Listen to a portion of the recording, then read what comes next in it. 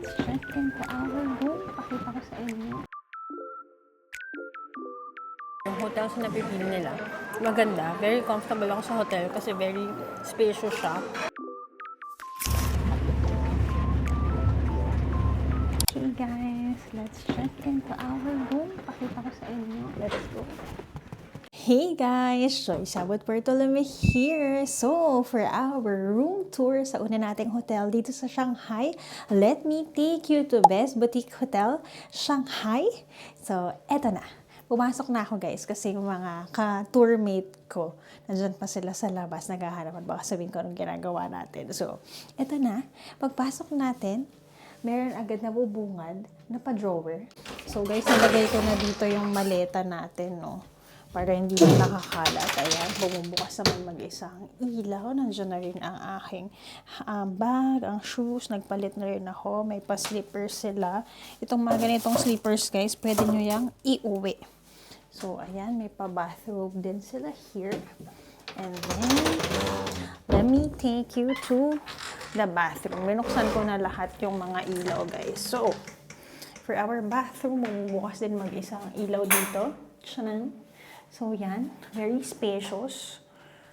We have a toilet. Pero guys, ha, China, walang bidet. Okay. We have naman here our lavatory.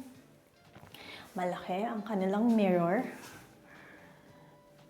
Tapos, may mga toiletries din dito. So, you have your shower cap. Ito, may pasuklay, toothbrush. May body lotion. Yes, buti may body lotion. And anong mga sign na ikaw ay nakakaluwag-luwag na, hindi mo na to kinukuha pero tayo kukunin natin. Yan, kasi hindi pa naman tayo nakakaluwag-luwag masyado. Next naman, we have a hair dryer which is good kasi wala akong hair dryer. And then, the towels are here. May stool din dito. IKEA yan. Alam ko yan. And then, wala tayong bathtub, guys. But we have a rain shower. And then, may pa-toiletries ulit dito. You have your shampoo, conditioner, and shower gel. Yan. Yan ang banyo natin. Labas na tayo. Next up, on this side, guys, meron tayong mini bar. So, you have complimentary water, guys. Your mugs, your teas. Ay, sarap nito.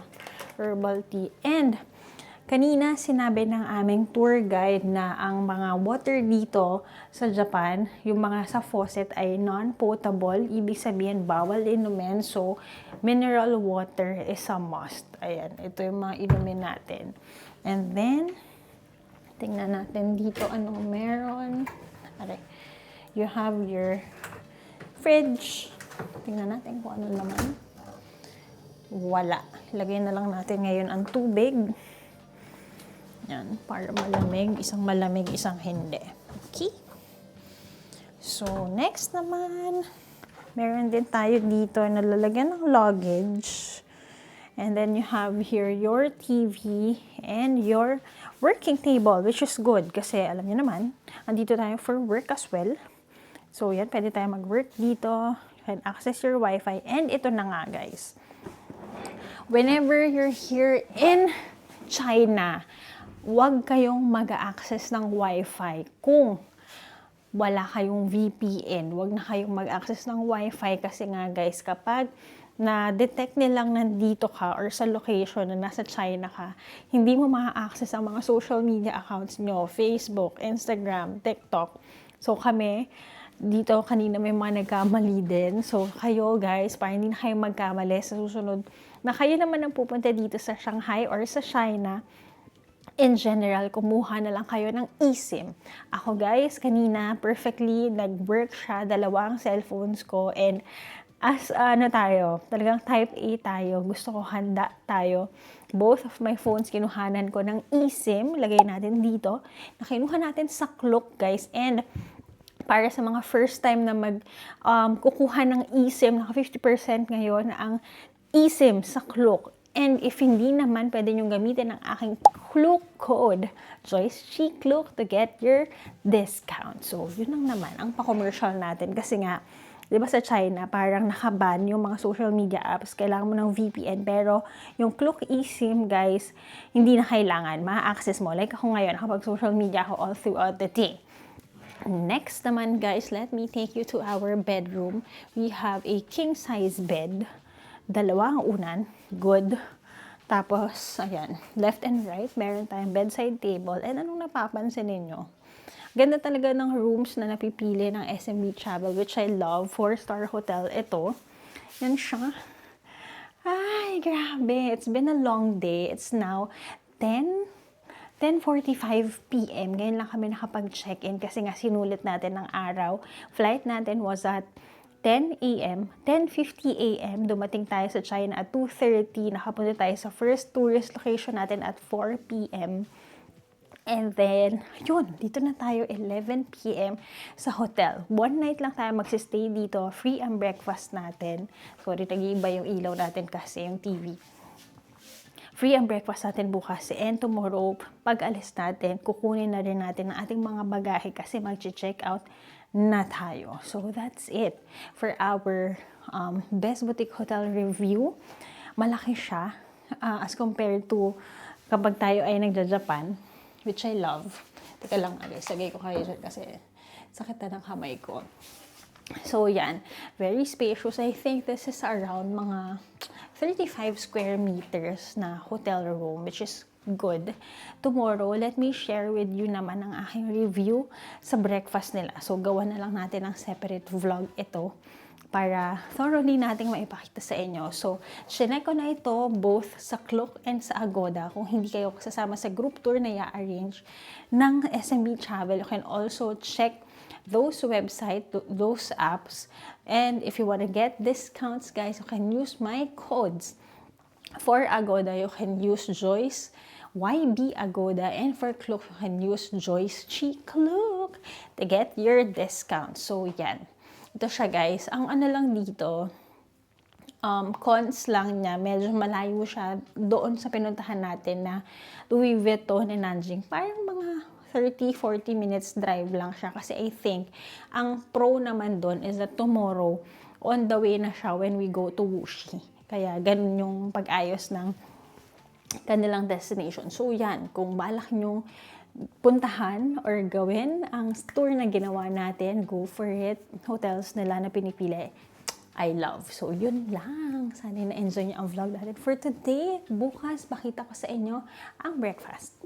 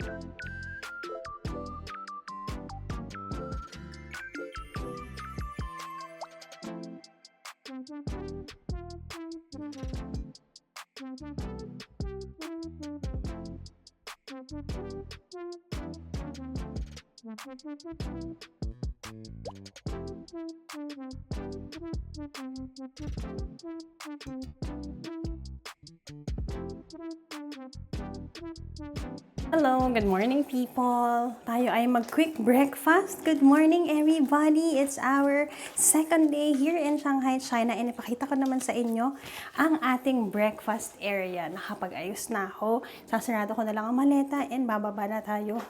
In a few, namatay na ang ilaw. So let's go. 2-2-1-2. Baba muna tayo, kain tayo madali. Tignan natin kung anong laman ng breakfast buffet nila. 8:30 ang call time namin. 8:09 na. Hindi naman ako kumakain ng breakfast. Pakita ko lang sa inyo. Tara!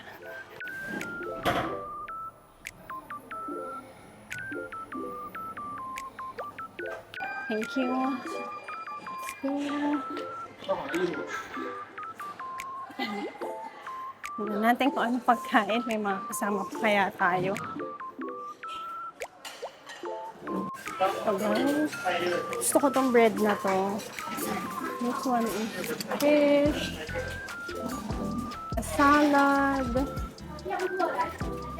Meron tayo ditong fruits, barbecue pork pastry, bacon. Here, ating mga tinapay. Meron tayong pa-sausage dito. Alam mo, wala akong nakikita mga Pilipino na. At I love, may milk, may barley tea. Mag-barley tea tayo ngayong umaga. Guys, fun fact, hindi ako morning person. Ibig sabihin, hindi talaga ako inaabutan ng breakfast sa totoong buhay. So, kain lang tayo. What we can, tayong mag-over-over. May nakita ako may kamote dito. Tingnan natin kung masarap din ba ang kamote dito sa may Shanghai. Tapos itlog, tsaka tinapay. Okay na ako dito. So, may pakamote. Tapos itlog. Ayan. Okay. Sausage. Sausage. Okay. Let's eat. Thank you, Lord. Gusto tayo ng itlog para may protein tayo sa umaga. Alam niyo ba, ang con lang dito sa hotel na to, no? Honest review lang. Yung room ko, ito yata yung room ko. So, naririnig ko lahat ng ingay nila kanina nung kumakain na sila. Ang breakfast kasi ay open na at 6:30.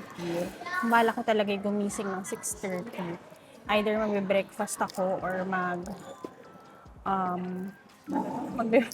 sorry, lutang pa. Either magbe-breakfast ako or maliligo na ako and all. Cheers. Pero guys, 7 o'clock na ako nakabangon kasi nga, hindi po tayo morning person. Sayang may best. Ngayon na lang ulit kasi ako nag-tour. Diba pag nag-tour kami nila Jello, usually, ano na kami, patanghali na kami lumalabas. Ganun siya. So, kailangan natin adjust yung body natin para hindi tayo malilate. So, I think tomorrow, mas magbibigay ako sa inyo ng mas thorough. Potato ba to? Potato. Mas thorough pa na breakfast natin na buffet. Okay naman din yung spread nila. Usually ako naman, mas American Western breakfast ang peg ko. Okay. Ganun siya, guys. So, yan. Kasama na naman sa package natin tong pa-breakfast. Sarap nito. Ay, masarap sana to sa yogurt o kaya sa may milk. Akit ako ng 8:20 para makapag-toothbrush pa ako tapos check out na ako. Mabilis lang naman. So, yun. Kasi nga, diba, sa solo traveler. Pero alam niyo ba, guys, na-realize ko, hindi ko pa ito solo sa room. Kasi diba nung nagseda tayo sa Bacolod, naiwan ako the next day mag-isa. Sorry maingay kasi medyo malakas sila magsalita. Nung pala kami, work trip pala kami sa Amsterdam. And, sa Amsterdam, noong 2018, ako lang yung babae. So, separate room ako. So, nakapag-isa na pala ako sa room, guys. So, kagabi kasi medyo parang namamahay pa tayo. Hindi kasi ako sanay na wala si Jello pag natutulog. Kaya medyo natatakot ako. Pero ano naman, nakatulog ako mga 2 a.m. na. Tapos gising na tayo 7 o'clock. Wow, gising ko na lang. 3 minutes.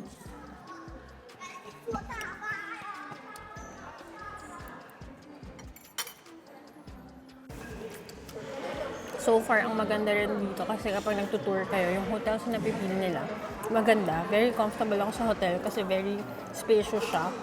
Breakfast, diba, hindi mo naiisipin ang breakfast mo. Ang lunch namin today ay kasama din.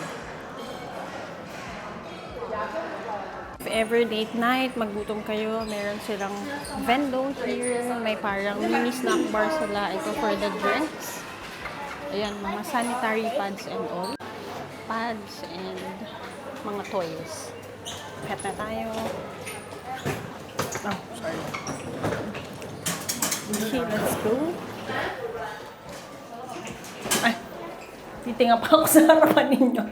Nararatel ako. Ito yung mga ayoko. Yung nararatel tayo, guys. Kasi nga, alam niyo yan. Gusto natin on time tayo. Ayaw natin yung hinihintay tayo. 8:21. Ayan, guys. Siyempre, since mga Pilipino kasama natin, medyo nahiyarit tayo mag-vlog-vlog. Pero, wala. Maganda to. Magandang isa kamakaya sa adventure natin for today. Okay? That easy lang guys. What are we gonna do? Kapag ka mag-check out, ibibigay mo lang yung inyong sa ba yung bus namin. Lalagay nyo lang yung inyong keycard tapos ihahanda sa inyo yung inyong passport. So, sakay na tayo sa bus. Yan. Ganun pa lang.